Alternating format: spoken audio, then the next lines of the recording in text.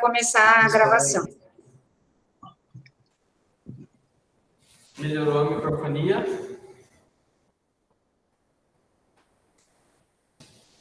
Bom, gente, então, boa tarde. Meu nome é Alberto Zaconeta.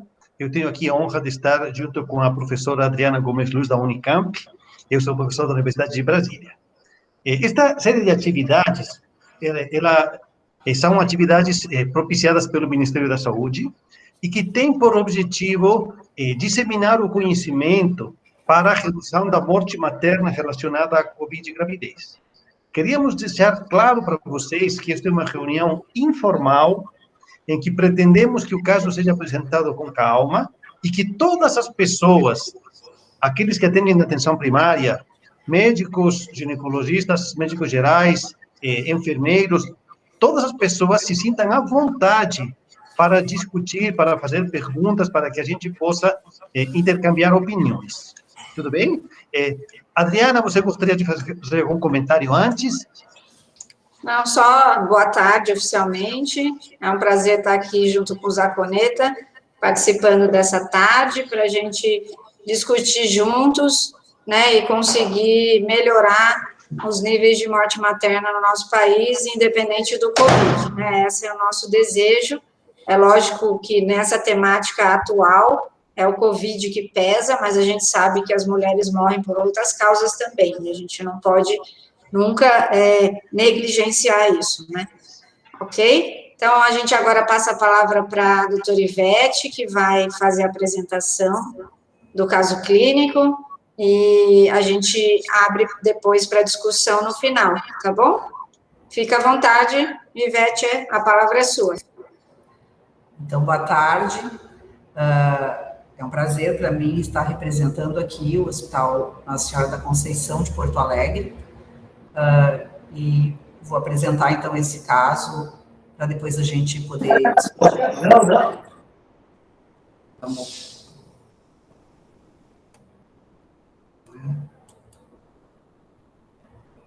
Peraí. Vamos lá de novo. Apresentar agora.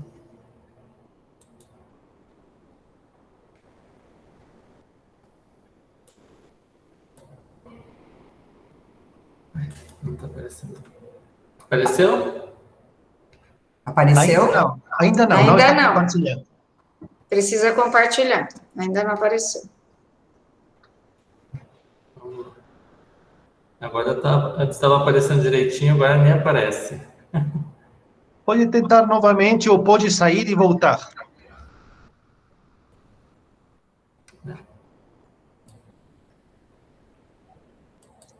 Se a senhora tiver dificuldade, Ivete, eu passo os slides e você fala, que eu tenho eles aqui comigo também.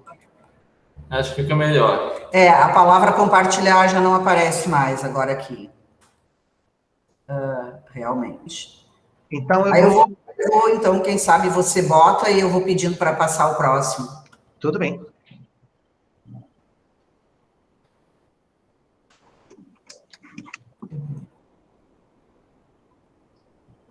Você compartilha ou quer que eu compartilhe, Zaconeta?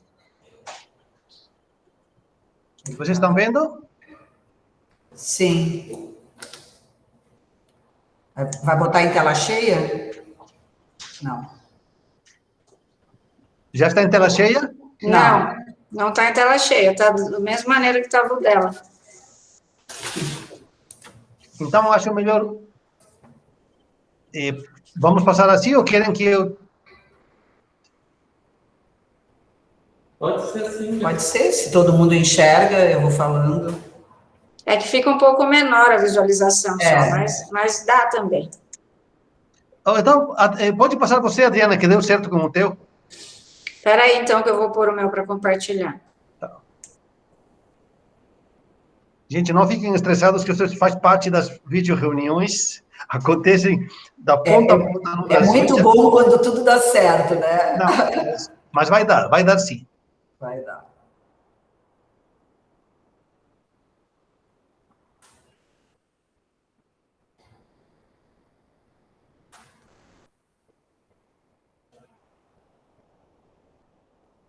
Adriana? Ah, está compartilhando agora. Ah, agora. Pode Agora está em tela cheia. Está ótimo. Pode começar, por gentileza. Quando a senhora quiser, Ivete, só fala próximo que a doutora Adriana passa. Certo. Então, isso. Assim, tá bom.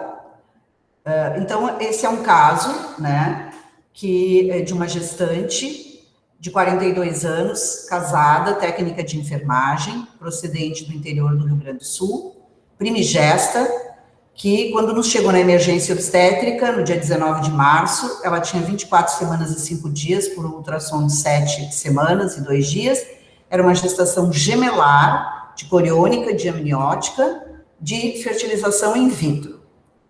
E ela, de comorbidades, ela era uma hipertensa prévia, mas que não necessitava medicações para manter a pressão bem, hipotiroideia, usando Puran, e obesa IMC 32. Medicações que ela usava eram AS para prevenção de pré-eclâmpsia, Puran T4 e sulfato ferroso. O próximo. O pré-natal, ela tinha 7 consultas no posto de saúde, era positivo, sorologias todas negativas, toximune, eletroforese A, tinha 13 ultrassonografias, que era uma com 7 semanas e 2 dias, uma outra morfológica com 21 semanas e 1 dia, onde o feto 1 estava no percentil 86, o feto 2 no 67, morfologia normal, colo normal, e um outro ultrassom obstétrico no dia 9 de março, 10 dias antes, com 23 semanas e 2 dias, de coriônica de amniótica, placenta corporal posterior, BCFs presentes, líquido normal, o feto 1 pesava 614 no P50 e o feto 2, 612 no P50. Então, até ali tudo bem. Então, nesse dia 19, a paciente chega com 24 semanas e 4 dias, se queixando na emergência de tosse seca, associada a mialgia, uma dor em região dorsal, há 6 dias. Começando então dia 14, ela estava no 6º dia de sintomas. Ela negava outros sintomas, tipo febre, dispneia, cefaleia, anosmia, tinha boa movimentação fetal, negava contrações e perdas vaginais. Ela já vinha com um teste de antígeno do dia anterior positivo para COVID. O exame físico dela era uma paciente em bom estado geral, lúcida, mucosas coradas e úmidas. A pressão dela sem medicação era 120 por 70, frequência cardíaca 100, frequência respiratória 22 incursões por minuto, temperatura 37,3, saturação de O2 98 em ar ambiente, a ausculta cardíaca e respiratória normais e ausência de esforço respiratório. O exame obstétrico também bem, BCFs bem, altura uterina de 33, era gemelar, foi feito um ultrassom sumário, ambos os fetos tinham vitalidade preservada e líquido em quantidade normal. O próximo. Como a paciente insistia que a dor que ela tinha dorsal aumentava na inspiração, foi pedido um raio-x de tórax naquele momento, apesar da ausculta estar normal, que deu um raio-x normal, sem infiltrados e consolidações. Então, a impressão diagnóstica clínica foi paciente COVID positivo, no D6 de início de sintomas, classificada como síndrome respiratória leve, porque ela tinha aqueles sinais de tosse e mialgia. Aí a orientação para ela foi voltar ao domicílio, fazer um repouso relativo, boa hidratação, antitérmicos e analgésicos conforme a necessidade, fazer um isolamento domiciliar por 10 dias, a partir do início dos sintomas. Foi orientada sobre sinais de gravidade, como dispneia, febre persistente, piora dos sintomas, esforço respiratório ou alterações obstétricas. Foi orientada a fazer contato com o hospital a cada 24 ou 48 horas, ou com a sua UBS. Foi orientada a realizar controle de saturação, se fosse possível. Ela falou que era possível, que ela era técnica de enfermagem. Se não fosse, comunicar que a UBS pudesse ir até lá para poder fazer um controle e monitorizar a evolução dos sintomas. Pode passar o próximo. Então, ela volta 3 dias depois, no 9º dia de sintomas, certo? Uma paciente bem diferente no seu estado geral. Dispneia aos esforços, que ela relatava que era 1 dia, febre de 38,5 e tosse seca persistente. A saturação em ar ambiente, ela disse que em casa a saturação tinha sido de 88 a 93, e redução da movimentação fetal. No exame físico, ela estava taquidispneica, a pressão dela era 120/70, 109 a frequência cardíaca, 44 a frequência respiratória, né, que é um sinal vermelho já, temperatura no momento do exame 37,8, saturando 94 a 91% em ar ambiente, a ausculta cardíaca e pulmonar estava normal, mas tinha esforço respiratório, os BCFs um pouco taquicárdicos, foi feita uma avaliação dos bebês que mostrou líquido normal, 8/8 o perfil, pode passar o próximo, e a hipótese diagnóstica, então, frente a esses sintomas, né, de esforço respiratório, de taquipneia, de saturação abaixo de 95, foi de que ela tinha uma síndrome respiratória aguda grave por Covid-19, moderada grave, e foi indicada a internação. Foi chamado o plantão Covid, né, ela estava no centro obstétrico, foi isolada numa sala ali, foi chamado plantão Covid, mantida monitorizada, foi colocado óculos nasal a 5 litros por minuto, e ela, embora com 5 litros, ela permaneceu saturando 91 ao longo daquelas horas, foi substituído por máscara de Hudson no mesmo dia, até 15 litros, saturando 94, 95, frequência respiratória 40, 45, pedido gasometria, laboratório, tomo de tórax, foi iniciado dexametasona, a princípio 6 miligramas de 12 em 12 horas, que seria por 48 horas, para depois manter 6 miligramas dia, a primeira para maturação pulmonar, e iniciada enoxaparina profilática 40 por dia. Próximo. Aqui os exames dessa inicial, ela mostrava hemoglobina 9,9, leucócitos 7,570, neutrófilos 85 sem desvios, linfócitos bem diminuídos, né, abaixo de 1.000, 492, plaquetas normais, PCR de 106, creatinina normal, dedímeros aumentados, mas grávida, a gente sabe que esse aumento talvez nem seja um aumento significativo, aumento discreto de enzimas hepáticas, sódio e potássio normal. Próximo.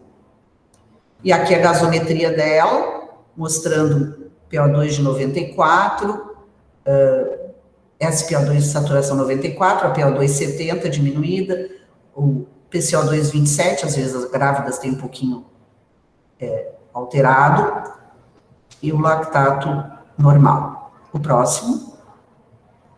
Átomo de tórax que veio naquele dia com proteção abdominal, opacidades em vidro fosco, bilaterais, sugerindo quadro infeccioso possivelmente viral, acometimento pulmonar moderado de 25% a 50% e um pequeno derrame pericárdico.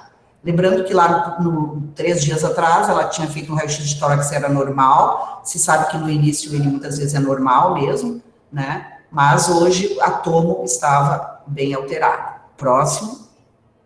E aí, nesse momento, em função de ela nem com máscara de Hudson estar conseguindo saturar adequadamente, foi reavaliada pelo plantão Covid e foi indicada a internação na UTI, porque estava com hipóxia ao longo de todo o dia.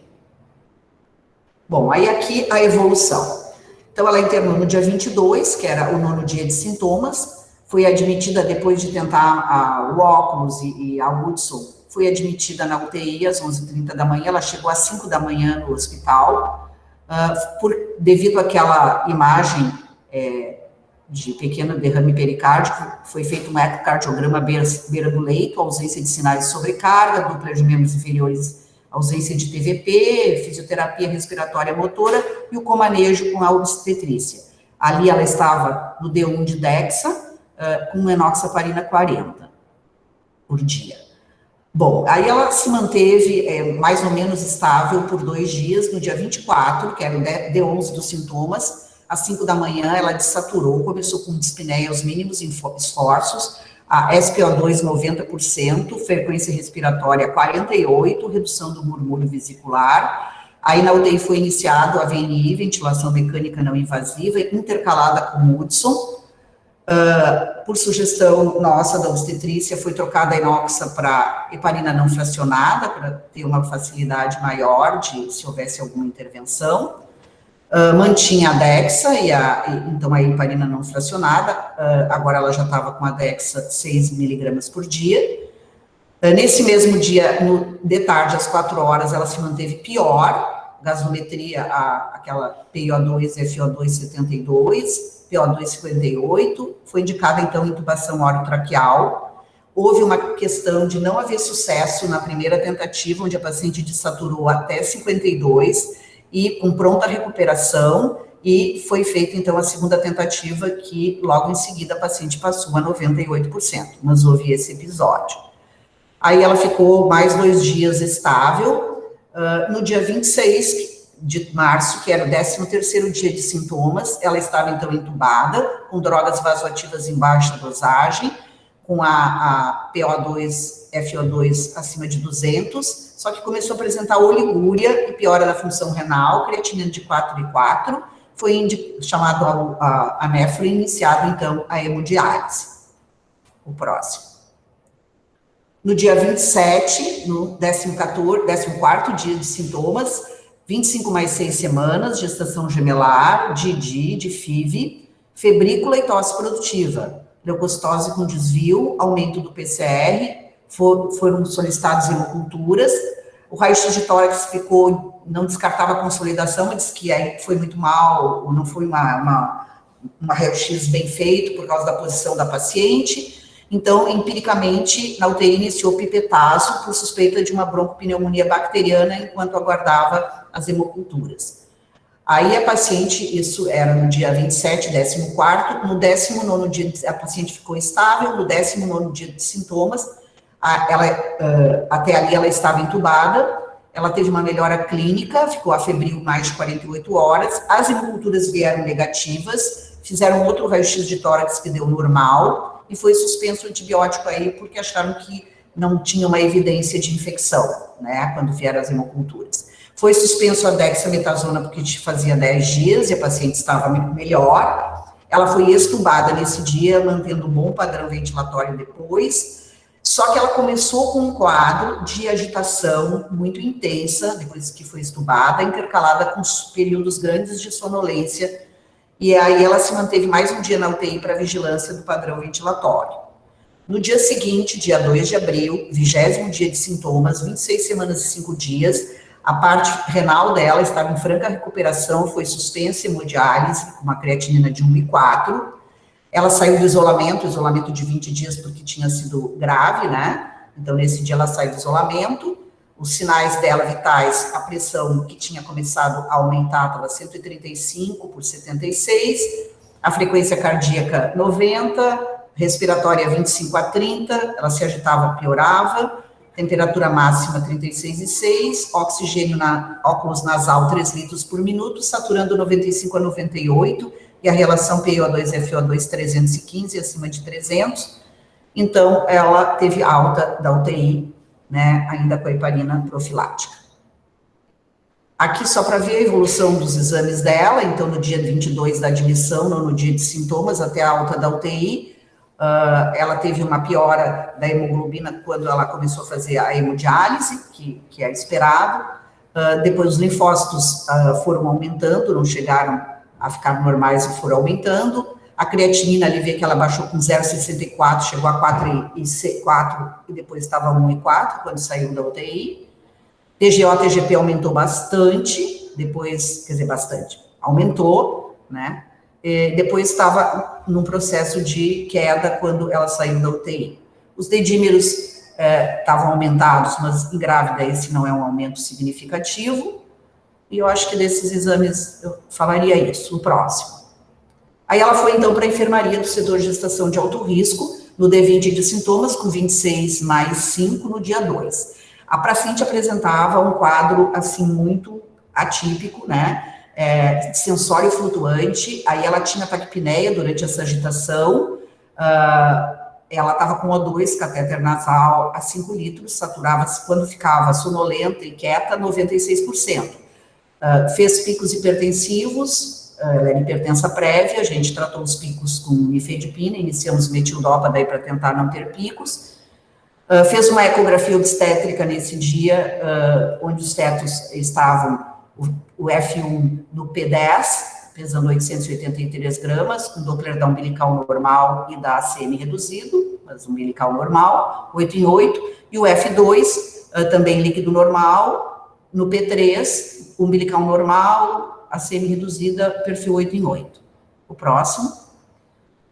E aí, assim, o quadro que nesse momento nos mobilizou muito foi a piora da agitação. A paciente foi cada vez piorando mais da agitação, oscilando o sensório, com estados de muita agressividade, manifestando fuga. Ela retirou o catéter, ela retirou o acesso, ela teve piora da saturação, teve que voltar para a máscara de Hudson. Foi conversado com familiares, disseram que a paciente não era assim, a paciente era uma paciente calma, tranquila, que aquele estado dela não era o normal. Então, a gente chamou a psiquiatria, a neurologia, né, a gente sabe que isso pode acontecer, né, mas tem várias hipóteses que foram levantadas para esse delírio hiperativo, infecciosa, metabólica, pelo tempo de internação, excesso de sedativos na intubação, encefalopatia por Covid, piora tardia do Covid, o próximo. Então, aí foi solicitados vários exames para ela, inclusive por aconselhamento dos profissionais também que vieram nos auxiliar, né? O hemograma não tinha leucocitose, mas tinha um desvio, o PCR estava em queda, o EQU dela, o comum de urina, é que veio muito alterado, daí nesse dia 6, 190 leucócitos, nitrito positivo, o raio-x de tórax era normal, a gasometria bem, o exame neurológico clínico estava dentro da normalidade. Como ela tinha esse EQU, esse comum de urina tão alterado, foi decidido iniciar uma antibiótico terapia por suspeita forte de infecção urinária. Foi iniciado o pipetazo, que um dia depois foi trocado para meropenem, porque ela teve um rush cutâneo que se achou que era origem medicamentosa. Quando veio a uricultura, era a Klebsiella mais Escherichia. A psiquiatria, devido ao fato de que ela estava assim, com um risco de auto e heteroagressividade, e tendo que colocar máscara de Hudson, resolveu sugerir aldol, clorpromazina ou prometazina, se fosse necessário, para manter a paciente mais calma, nos horários que ela ficava muito agressiva, e a neuro solicitou ressonância e eletro. Aqui a paciente, então, no 25º dia de sintomas na enfermaria, neste dia 7, que também foram pedidos aqueles exames todos, e ela estava nessa agitação, foi feita uma avaliação do bem-estar fetal, que mostrou, então, que o primeiro feto 1, era cefálico, Doppler normal, líquido normal, mas, infelizmente, o feto 2, com 27 semanas e 3 dias, apresentava diástole 0, ducto venoso de 1,13, muito acima do percentil 95, onda A reversa e ascite, uma fina lâmina de derrame pericárdico. Em vista da situação do feto 2, foi indicada a interrupção gestacional por estado fetal muito não tranquilizador, né, e realizaram umas horas de sulfato de magnésio, e a cesárea, então, foi feita no dia 7 às 21h30, o feto 1, que estava bem, nasceu com peso de 1,250, 7,8 Apgar, e o feto 2 nasceu com peso de 1,25, Apgar 5,8, e os dois foram encaminhados para a UTI. Bom, aí a mãe, no dia seguinte, 26º dia de sintomas, estava muito bem, sem necessidade de recuperar em UTI, com bom padrão ventilatório, durante e após a cesárea, teve uma melhora completa do quadro de delírio, né, era outra pessoa. Aí vieram os exames, a ressonância normal, o eletro sugeria uma encefalopatia a esclarecer, e ela tinha ainda episódios de taquipneia superficial, com catéter nasal 2 litros por minuto, saturando 98%. 2 dias depois, foi suspenso o A2, ela se manteve internada para controle do padrão ventilatório, paciente neurológica e psiquiatricamente completamente normal, ela ainda fazia picos hipertensivos, foi tratada, e manutenção do antibiótico de 7 dias que ela tinha pela infecção urinária. No dia 14, de 32 de sintomas e 7º PO da cesárea, ela teve alta em boas condições clínicas e respiratórias, saturando 97, 98 em ar ambiente, voltou no dia 6 de maio, para o nosso ambulatório de hipertensão, de puérperas, estava sem queixas, ausência de sequelas respiratórias ou neurológica. Muito bem. inclusive pedindo desculpa porque sabia que ela tinha tido atitudes, pode passar o próximo, não compatíveis. Bom, e os desfechos fetais? O feto 1, né, isso aqui está desatualizado, isso é de uma semana atrás, ele está hoje com 2 meses, está pesando 1,820, ele ficou bastante tempo entubado, até a semana passada ele estava entubado, em tratamento de sepsis, hoje ele está em ar ambiente, com dieta plena, mas ele teve uma hemorragia cerebral grau 2, ele está anticoagulado porque teve trombose da jugular, e usando corticoide para displasia broncopulmonar, mas está bem melhor do que há uma semana, sim, resistindo. Já o feto 2, aquele que tinha diástole 0, a lâmina de ascite, logo que nasceu, distensão abdominal, ecografia com ascite, paracentese foi realizada, foi feito o raio-x de abdômen agudo compatível com pneumoperitônio, foi feita uma laparotomia exploradora com achado de fezes na cavidade, suspeito então de perfuração intestinal intraútero, não conseguiram identificar a área de provável perfuração bloqueada. Imediatamente ele teve uma boa recuperação por alguns dias, porém ele evoluiu para uma sepse tardia, com piora da função renal, choque séptico, e foi a óbito no 13º dia de pós-nascimento. Então, assim, esse caso, para nós, assim, ele teve várias situações boas e ruins, né? Primeiro que não houve óbito materno, né? Essa já foi a grande coisa boa. Segundo, a gente conseguiu enxergar bem o que é manejar a síndrome respiratória leve, que não interna, mas fica com orientação de uma grave onde tem que internar. Felizmente, a gente tinha UTI, tinha leito na UTI naquele momento. As complicações, ela foi um caso grave, foi entubada, as complicações que foram a insuficiência renal recuperou. Este quadro de delírio, nós já tivemos muitas pacientes internadas, muitas mesmo, né, e a gente não tinha ainda visto, a gente sabe que a literatura diz que existem alterações neurológicas, mas a gente ainda não tinha visto como era, assim, no trans. Então, vimos acontecer e vimos terminar, e a paciente, embora alguns dizem que até sequelas podem ter, aparentemente saiu sem sequelas. E as complicações fetais, a coisa boa foi que essa paciente, felizmente, não teve que ser operada em UTI quando ela estava muito grave, né, que seria provavelmente pior para ela. Ela pode ser feito o nascimento quando ela já estava estável do ponto de vista do Covid, assim, do geral, mas uma pena porque foram prematuros, né, de 27 semanas e 3 dias. Essa perfuração intraútero é uma coisa rara, intraútero, mas existem hipóteses de que uma anóxia muito grande pode gerar uma necrose por isquemia, né, que poderia ser uma hipótese para isso. A gente não encontra muito na literatura intraútero, mas é uma hipótese que mais acreditam. Então, eu acho que é um caso que a gente pode ver várias coisas, a gente está aprendendo ao longo dessa história, né, aprendendo enquanto faz, enquanto atende os pacientes, mas foi um caso que ele nos deixou felizes por um lado, por outro, algumas coisas a gente ficou assim. Agora o Gael está lá na UTI, a gente está contando que ele sobreviva, porque é uma mãe de 40 anos que fez FIV, né? Então, um caso que a gente está com muita... Agora já está começando a ter um pouquinho de esperança que ele sobreviva. Mas esse é o caso. Ivete, em primeiro lugar, a gente queria parabenizar pela apresentação, né, pela montagem do caso. O caso está muito ilustrativo e é aquilo que você falou, né, como a gente vê a evolução da gravidade da doença, né, essa paciente começa com um quadro leve, e o que eu queria perguntar para você é se nesse período que ela ficou em casa, se ela ficou monitorada. Vocês têm feito ligações para saber como uma paciente está se comportando? Ela voltou espontaneamente ou ela foi orientada a retornar ao hospital?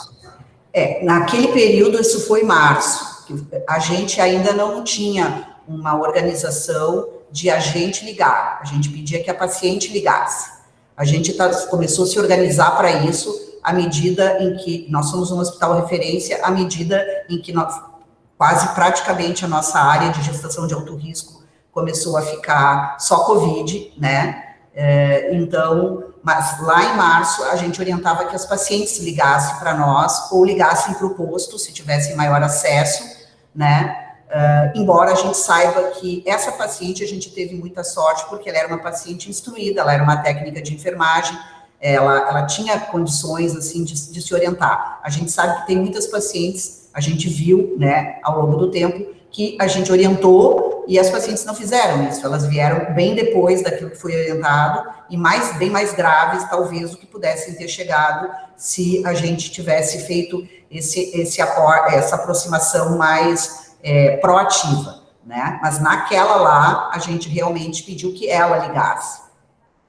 Então, veja como a importância do momento em que a gente está mantendo essa paciente no domicílio, esse monitoramento, né? Uma coisa que a gente chama atenção, principalmente após o 7º dia de evolução, que é quando a gente entra na fase inflamatória da doença, né? Então, vocês vejam que você claramente mostrou a piora dessa paciente no 8º, 9º dia, né? Que é quando ela entrou na fase inflamatória e aí sim ela necessitou de uma observação intra-hospitalar.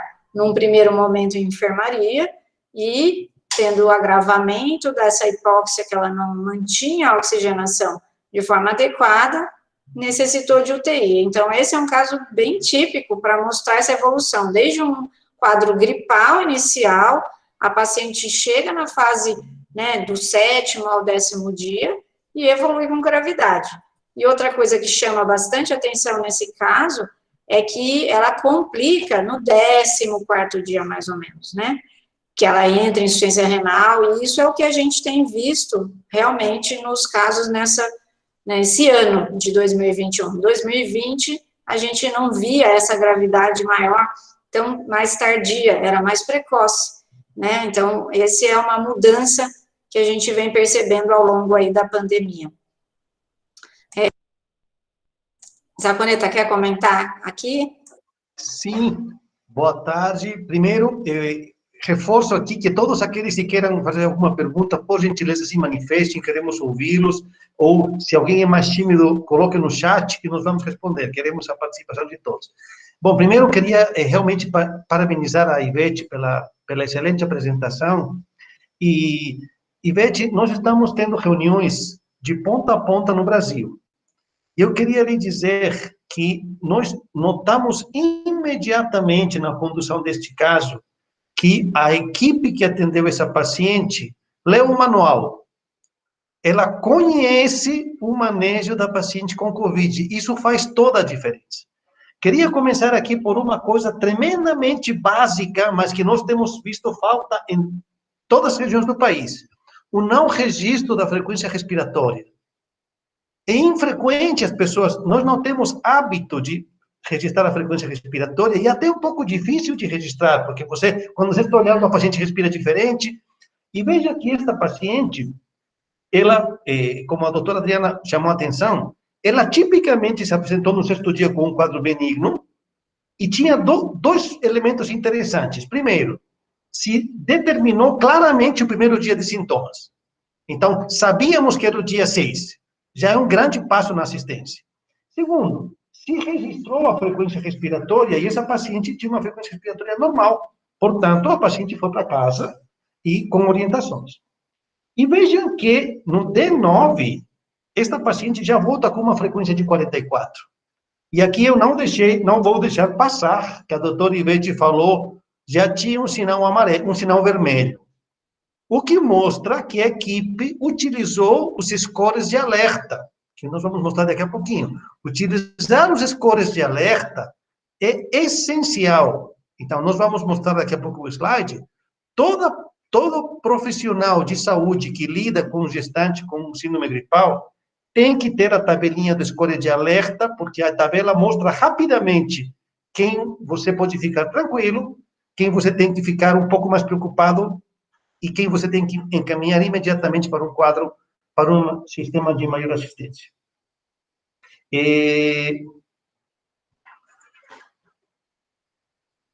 Também, esta paciente, ela fez todos os passos cronológicos previsíveis. né? Piorou a partir do D10, do D13. E aí vou compartilhar aqui a minha tela, porque eu quero dividir algumas coisas com vocês. Repito, quem quiser se manifestar, por gentileza, não se reprima. Deixa eu ver onde está minha bandeja. Então,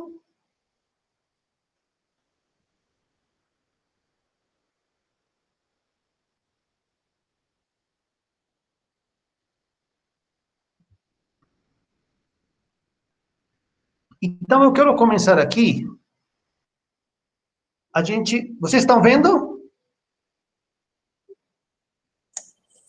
Agora estamos. Só que não está no modo apresentação completo, mas ok. Agora sim. Agora está a tela cheia. Agora está. Então, a primeira coisa que eu queria chamar a atenção era, numa outra circunstância, esta paciente teria nos preocupado por algum motivo? Sim, teria. Esta paciente já tinha fatores de risco. Ela era obesa, e vejam vocês que das mulheres que morreram por Covid na gravidez ou no pós-parto, 1/4 eram obesas. Então, outro fator de risco que essa paciente tinha é que ela era hipertensa crônica, então um segundo fator de risco. E um outro fator de risco é que ela estava com 24 semanas e 5 dias, ou seja, na transição entre o segundo e o terceiro trimestre. Então, vejam aqui vocês, e das pacientes, tanto em azul, vocês têm o ano de 2020, como em laranja, o ano de 2021, a maior parte das mulheres que foram para óbito, elas estavam no terceiro trimestre ou no puerpério. Então, já está bem determinado que a partir de 24, 25 semanas, e talvez pelas alterações imunológicas e mecânicas da gestação, quanto mais numa gravidez gemelar, as pacientes tendem a evoluir mal. Então, se nós temos que ter cuidado com todas as gestantes, atenção redobrada para esta idade gestacional e para os pacientes obesos. Talvez, como a doutora falou, vocês estão tendo muita experiência com Covid, né?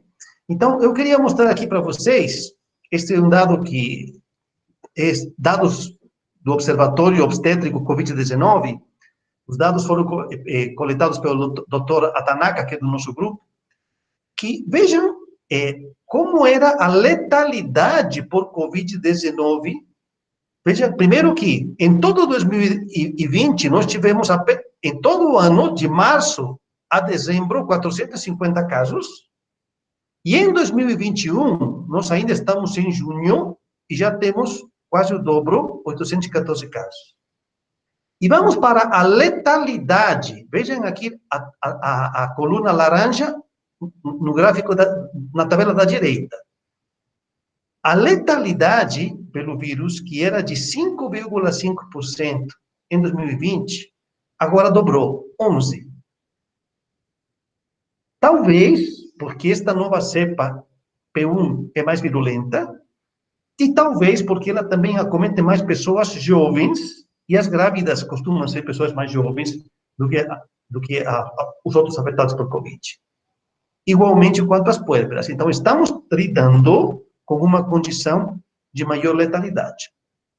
E, finalmente, esta outra coisa que nos chamou a atenção foi a oportunidade que vocês tiveram, e aqui é oportunidade no sentido de ter uma conduta oportuna, de mandar a paciente para um lugar que tinha UTI, e de que quando foi identificado que ela tinha uma relação PF menor do que 150, ela já foi entubada. E isto é importante porque nós temos pacientes que morrem sem ser entubadas. Aí vocês têm nesse gráfico as distintas regiões do país. Então, esta paciente, ela foi atendida por uma equipe competente e ela se beneficiou de ter o fluxo num hospital que tinha UTI para ela. Porque se ela não tivesse tido, nada teria resolvido. De nada adianta a gente cuidar da paciente na assistência primária se não temos um fluxo bem estabelecido para que ela chegue a um lugar onde tem respirador. Então, essas são as minhas considerações aqui. Vou parar, porque já estou falando muito. Vamos ver se tem alguém que quer fazer alguma pergunta. Por gentileza, Carol Rodrigues. Oi, boa tarde. Vocês me escutam? Sim, pode falar, Carol. Eu trabalho na atenção básica aqui da Secretaria do Rio Grande do Sul, né, e faço parte do Comitê de Mortalidade Materna, então, né, discuto há um tempo com as colegas. Uma das coisas que me chamou a atenção acho que o nosso dia da região sul, o último dia foi no dia 1º de junho, se eu não me engano. E aí a gente ficou na parte da manhã e na parte da tarde, se eu não me engano, foi o Paraná que apresentou, e o caso me lembrou bastante, pelo menos a questão da agitação. Eles tiveram bastante coisa, assim, ela, inclusive, foi preciso amarrar ela no leito, porque a agitação dela era tão grande, e aí me lembrou, eu só pensei em colocar aqui, porque, né, depois vocês podem ver, assistir, não, quem quiser. Acho que me chamou bastante atenção essa questão dessa agitação da gestante, né? Eu, como não tenho tanto a prática clínica, né, eu trabalho mais na gestão, eu fiquei assim, gente, como assim? Eu não imaginava, né, dessa possível consequência. Eu só queria trazer uma questão que eu já tenho trazido bastante para as minhas colegas e que eu acho que falta nas apresentações, e aí eu até perguntei, né, se quando foi enviado para os municípios, para os estados e municípios que vão apresentar, eu acho que na hora que a gente tem ali a informação, né, a respeito do histórico da paciente, que a gente está falando do perfil, precisa ter o dado da raça-cor, né, o dado raça-cor, ele é tão importante quanto a idade daquela gestante, né, principalmente num país, enquanto Brasil, em que a gente sabe quem são essas mulheres que mais morrem na mortalidade materna. Então, eu queria só fazer essa sugestão e pedir que que nas próximas apresentações, se fossem possíveis, essa informação tivesse para a gente conseguir saber, até para a gente conseguir ter uma ideia de como foi, do que pode ter acontecido, e etc. É isso, obrigada. Obrigada, Carolina. Obrigado, Mas eu já participei de outras reuniões em que a raça e a cor estavam presentes, né? Eu já fiz reuniões com Pará, Amazonas, onde eles têm índios, então destaca-se para isso, mas já também participei de reuniões em que tinham pacientes negras, então, assim, não é sempre, é que às vezes quem está montando o caso acaba esquecendo de colocar. A gente não sinaliza nada em relação à identificação do paciente, né, mas você tem toda a razão, é muito importante. A equidade no nosso país, né, é tão díspare, e a gente sabe quem são as mulheres que mais morrem, com certeza. Eu queria só levantar uma questão, Ivete, para perguntar. Essa paciente era uma hipertensão crônica, ela evoluiu com hipertensão. Quando ela começou com agitação ou delírio, vocês pensaram em síndrome PRES, uma pré-eclâmpsia, fazendo um edema cerebral? Essa encefalite que apareceu na ressonância mostrava algum sinal para esse lado ou não? Não mostrava. Mas a gente, como ela era hipertensa prévia, como ela era gemelar, ela, óbvio que o risco de pré-eclâmpsia dela era muito alto, né? Ainda mais de FIV. A gente, o tempo inteiro, fica pensando em pré-eclâmpsia junto, nesse ano, e principalmente desde abril para cá, com todas as gestantes que a gente tem tido, acompanhando a curva de exames, as alterações são muito parecidas, né? Alteração de prova hepática, alteração de creatinina, e aí eu descobri até mais uma alteração, né, gestação de alto risco, tem um monte de pacientes pré-eclâmpsias, hipertensas prévias, e aí teve paciente que, inclusive, a gente fez diagnóstico na COVID de pré-eclâmpsia, né? Uma proteinúria lá em cima, e depois a proteinúria foi caindo, né, e ela teve pico lá de pressão durante o pico do COVID, depois passou tudo, ela ficou muito bem, e onde é que foi parar a pré-eclâmpsia? Se sumiu, não era pré-eclâmpsia, era COVID. É muito difícil fazer essa diferenciação. A gente, enquanto estava ali naquele pico, ela tinha 0,7 de proteinúria, 700 miligramas, a gente ficou assim, será que, porque ela chegou no hospital, ela realmente não tinha, tinha uma hipertensão mega, só porque a gente sabia, porque até os níveis nem eram alterados. No meio da Covid, ela começou a alterar, então eu não sei se foi uma pré-eclâmpsia que apareceu sobreposta à hipertensão, ou se isso foi Covid, e que depois, porque depois, eu não tenho esse depois, ela na verdade foi intervida durante o quadro, mas eu acho que sim, a gente não chegou a pensar em pressa, a gente não pensou, né, porque a gente foi ler, e aí a gente viu que muitas pacientes, principalmente que saem do tubo, da intubação, ela apresentou logo que foi estubada, né, esse tipo de reação. Aí a gente começa a ler que a geusia, que a anosmia, que cefaleia, já são sintomas neurológicos, só que leves, e que esse aí são os graves, esse que ela teve seriam os mais graves, e começa a ler que tem gente que vai ficar com sequela neurológica para o resto da vida, mesmo que não tenha tido nada antes, e os que tinham vão piorar, né? Então, naquele momento, a agitação era, assim, bem diferente, quem visse era bem diferente, parecia uma paciente psiquiátrica, assim, né? Totalmente fora, mas descartar a eclâmpsia que ficando mais grave, a gente nunca descartou, porque a gente via os exames e dizia, é Covid ou é? Aí, quando ela saiu da UTI e começou a diminuir tudo, a gente começou a pensar, é Covid, então, isso. Mas ela fez picos, ela teve que fazer nifedipina, dela teve que iniciar o metildopa, quando ela saiu, ela já estava mais controlada, ela foi fazendo uma curva bem assim, ela facilitou para nós, porque ela já foi operada fora da UTI. Ela não foi naquele meio, naquele furacão, onde tu realmente uma coisa fica em cima da outra.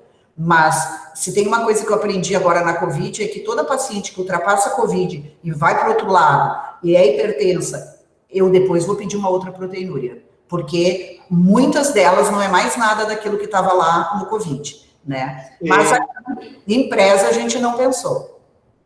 Ivete, outra pergunta que eu gostaria de fazer aqui, mais para jogar no grupo mesmo, porque é uma dúvida que todos temos. Até quando vocês mantiveram essa paciente com enoxa? Vocês mantêm a enoxa enquanto a paciente está internada? Como é que vocês têm feito com essas pacientes? Então, vocês, vamos dividir, vocês obstetras e vocês médicos da UTI. Né? Nós, em março, nós estávamos começando a nos aproximar e tentar entrar no reino de Deus, não é? Então, assim, nós, obstetras, chegando ali, metendo, né, o dedo e dizendo, olha, aqui era melhor, não, olha, nós temos que fazer também para maturação pulmonar. Então, não, nós, obstetras, não queremos nenhuma paciente que tenha mínima periviabilidade ou viabilidade usando enoxa. Certo? Nós queremos, porque se vai para uma intervenção, a gente sabe que a protamina não vai fazer a oposição que faria na heparina não fracionada. Então, ali ela foi, porque o plantão Covid é um clínico, botou enoxa, ela entrou no outro dia vieram discutir comigo, eu disse, olha, vamos sugerir então trocar, né? Até naquela vez foi uma coisa que ficou marcada para mim, que aquele clínico disse que era tudo a mesma coisa, que não tinha problema, porque era profilática. Daí a gente falou, não, mas para nós não é assim, se ela for para uma cesárea, ela vai sangrar mais e ela pode, né, enfim. Bom, aí eles mudaram porque a gente estava incomodando. Agora já ficou uma coisa meio estabelecida, que as pacientes que estão com periviabilidade para mais, elas ficam com enoxa, elas ficam com não fracionada. Uma paciente que tem 18 semanas, se ele quer manter ela com enoxa, eu não vou me meter. Mas, Então, eu só queria reforçar, então, que faz parte da recomendação do manual, que a gente não utilize enoxaparina apenas pelo diagnóstico de COVID, né, porque a gente tem visto muito mau uso, né? Então, o colega pede dedímero, que, como a Ivete nos lembrou, está aumentado na gravidez, e dá enoxaparina sem necessidade. No entanto, se a paciente mereceu a internação, no momento da internação, ela deve usar a enoxaparina, porque ela terá como fator de risco a gravidez, o processo infeccioso e o acamamento, o repouso. Tá? Então, havendo esses 10 fatores de risco, enquanto a paciente estiver internada, ela deverá manter a anticoagulação.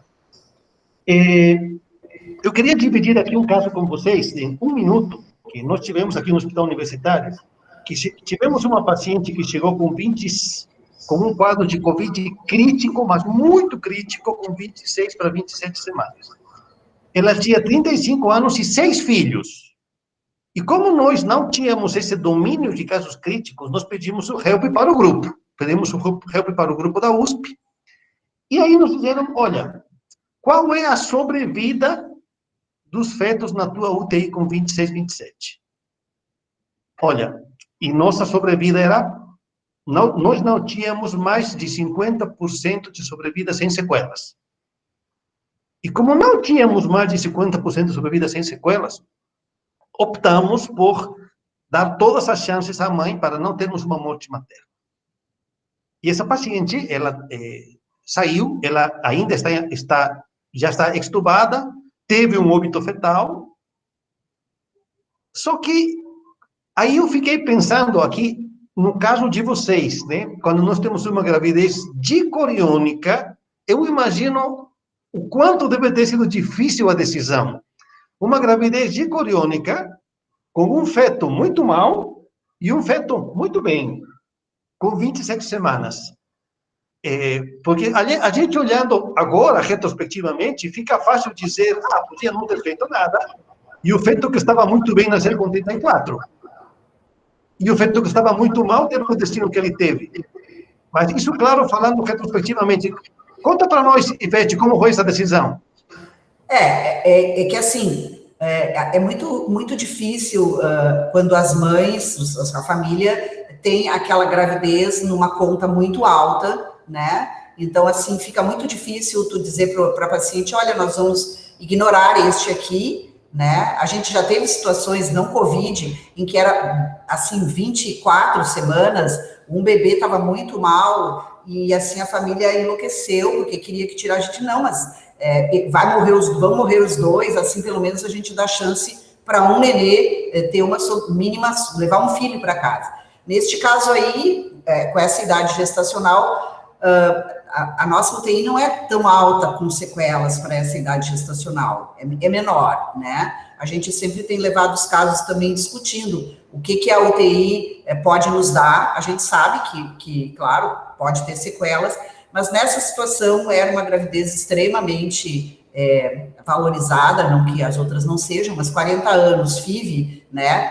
Então, assim, essa opção não pôde, assim, ser colocada, né? Não se conseguia colocar esse tipo de opção de deixar um nenê morrer, né? E não saber se o outro ia ter que tirar antes ou não, tudo bem, não ia ter influência direta, como se fosse uma monodi, mas, obviamente, que certezas absolutas a gente não tem, né? E a paciente naquele estado, naquela tempestade lá, com a pressão aumentando, ela teve aquele episódio de saturação extrema na intubação, aquilo não saía da nossa cabeça, a gente nunca imaginava que aquele bebê ia ter uma perfuração, que talvez tenha sido esse momento. Ela tirava toda hora e aquilo e desaturava. Foi uma situação bastante difícil, apesar de ela não estar mais na UTI.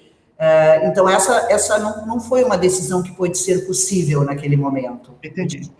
Isso, assim. Ivete, eu gostei muito da tua frase agora, que a gente entrou no mundo de Deus, para falar com isso, né? Realmente. Já não está mais assim, mas naquela época. E aí eu queria te perguntar, para aprendizado de todos nós, você sabe me dizer se antes de intubar, eles hiperventilam a paciente? Sim, normalmente sim. Ótimo, porque essa é uma recomendação importante, né? É previsível que haja uma dificuldade de intubação e é previsível que a paciente faça uma hipoxemia grave. Então, aqui reforçando para outras pessoas a importância da hiperventilação prévia à intubação, né? Falar isso para Deus, né?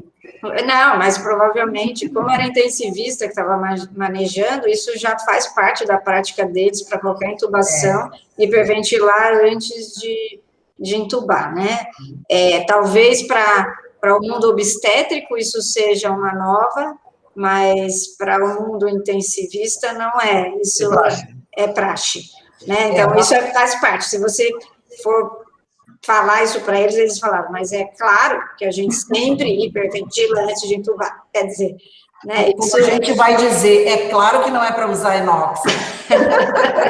Exato. Não, mas assim, vamos dizer que acho que vocês todos, assim como eu, mesmo com anos na obstetrícia, eu digo, eu nunca aprendi tanto de clínica e nunca fico falando algumas coisas agora que eu até tenho vontade de rir. Antes eu tinha que saber o que era aqueles parâmetros e agora a gente está tendo uma intimidade obrigada, porque estamos lidando junto com essas pacientes em equipe multidisciplinar. E eu acho que está sendo uma coisa muito boa para todos, né? A gente talvez subestimasse, a gente obstetra subestimasse mais, mas depois que a gente viu que nós temos que botar o pé ali, porque é uma gestante, e nenhum clínico é tão acostumado com gestante como ele é com uma paciente não gestante. Então, e essa doença ninguém sabe bem, né? Eu só queria, antes de não sei se está encerrando, só colocar que essa apresentação a gente apresentou na nossa Sociedade de Ginecologia e Obstetrícia na outra segunda, sem ser essa outra, numa mesa do residente, onde eu comentava, então essa aula foi elaborada entre mim e a minha R3, Luana Delevati, que também se aparelhou muito bem para apresentar, né? Aliás, eles vêm bem mais perto da clínica do que nós estamos há tantos anos, né? Então, a gente está voltando. Então, é uma aula que nós fizemos a 4 mãos, então eu quero dar os créditos para ela também. Ok. E eu queria só, né, quando eu falei do delírio, lembrar que realmente a síndrome pós-intubação, nós já tivemos casos também na Unicamp, um paciente que ficou bastante agitada depois de intubação e sedação prolongada, isso faz parte desse quadro, né? Até um pouco da hipóxia que a paciente faz durante esse período inflamatório, né, ela a grande maioria delas precisam sair com aldol, quetiapina, para ir tirando lentamente. Então, a gente precisa também chamar atenção para o acompanhamento pós-Covid dessas pacientes, né, que é uma coisa que a gente vem chamando atenção, a recuperação da parte motora é importante, mas da parte emocional também é de extrema importância, né, elas passaram por um trauma. Então, a gente sabe que isso, a longo prazo, pode vir a ter sequelas, né? Então, é importante a gente levantar. Eu só puxei a questão do PRES, porque a gente tem que lembrar que o COVID, sim, já tem bastante documentação, uma síndrome de pré-eclâmpsia-like, né? E é um confundidor, sem dúvida nenhuma, na hora que a gente está manejando, mas para a gente não deixar de pensar que a gente tem que manejar como se fosse também uma pressa naquele momento, porque às vezes é isso que melhora a condição do paciente. Tá bom? Mas vocês estão de parabéns, sem dúvida nenhuma. O sucesso faz parte, como o Zaconeta tinha falado, do conhecimento do manejo, né? O manejo adequado tem um desfecho bom. O manejo inadequado não vai conseguir, às vezes, um desfecho tão favorável, né? Então, sem dúvida nenhuma. Embora mesmo com manejo adequado, às vezes a gente não tenha desfechos bons, né? Mas, infelizmente... Sim, mas é porque também, às vezes, a gente começa a manejar uma paciente que já chegou muito grave. É verdade. Mas aí... Tem aquela frase para os nossos residentes, Ivete, com protocolo é ruim, sem protocolo é catastrófico. Exatamente. Com certeza. Bom, exatamente. Nosso tempo esgotou, eu queria terminar aqui com uma proposta, assim, já, embora nosso foco maior seja sempre a assistência primária, o diminuir a morte materna, mas esta é uma doença que nós também estamos conhecendo. E eu acho que vocês têm, Ivete, na mão, um caso muito interessante, um experimento da natureza, porque vocês têm 2 gêmeos, cada um com uma placenta, e só um teve um quadro agudo na vigência do Covid agudo. Então, eu sugeriria a vocês um estudo bem detalhado dessas 2 placentas. Coloquei meu e-mail aqui, eu e a Adriana estamos à disposição de vocês, nós temos patologistas, podemos discutir, estudar melhor essas placentas para ver se encontramos alguma coisa alguma luz de uma doença para a qual todos estamos procurando respostas. A gente tem mandado todas as placentas de quem teve Covid durante a gravidez para anátomo, até com mesmo quem não nasceu com Covid, teve durante a gravidez, nós agora temos o hábito de que essas placentas vão para anátomo para tentar depois ver se a gente consegue associar algum fator, mas agradeço, então, se tivermos, até podemos trocar e ver o que a gente tem em comum, até porque os patologistas especializados em placenta não são muitos, né? Exatamente, justamente. Porque senão vem um carimbo, né? Tudo igual, né? Então, mas agora nós estamos com alguém no laboratório de patologia interessado em placenta, a gente está ficando assim bem feliz, vai fazer um TCC, eu digo, quem sabe, então pega as nossas placentas e vamos ver o Covid, né? Achei boa a ideia, muito boa. Muito bem. Gostei também da lembrança da Adriana sobre a questão do PRES, porque realmente acaba virando tudo, uma coisa entrando na outra, e a gente começa a ter dificuldade, e às vezes, se tratar por PRES, mal não vai fazer, é que nem protocolo, vai fazer bem, não passa nada. Tudo bem. Gente, olha, lamentavelmente o nosso tempo esgotou, eu agradeço muito a presença de vocês, agradeço muito a presença da Ivete, da equipe, da sua R3, que vocês enalteceu, isso foi muito legal, e eu vou pedir à doutora Adriana que nos dê a honra de encerrar a reunião, por gentileza. Obrigada. Não, eu queria agradecer a participação com vocês aqui nessa tarde, participar junto com o Zaconeta de mais uma discussão de tantas que a gente tem feito aí pelo esse Brasil afora. A gente fica bastante feliz quando a gente vê um caso conduzido de maneira bastante adequada, né, seguindo todas as...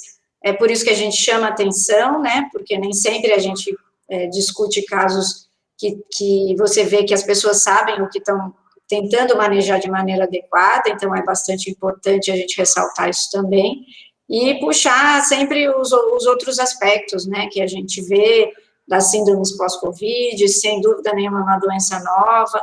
Foi um prazer estar aqui com vocês, um caso muito bem descrito, cheio de detalhes, com toda a parte de laboratorial, bastante importante a maneira como vocês apresentaram, a sua residente está de parabéns, sem dúvida nenhuma, a gente sempre fica contente quando eles montam um caso bem feito, né, sem dúvida vale a pena ressaltar mesmo, tá bom? Foi um prazer estar aqui com vocês, a gente fica à disposição, tá, pela qualquer dúvida, esse grupo nosso que vem discutindo esses casos é bastante coeso, a gente está bastante disponível, se precisar discutir a placenta aí do Covid, a gente tem na Unicamp o pessoal que está pesquisando, a gente tem biobanco lá, e também está trabalhando com essas placentas, então se precisar estamos à disposição também. Tá bom? Boa tarde a todos. Boa tarde. Tchau, gente. Tchau. Tchau. A gente fez uma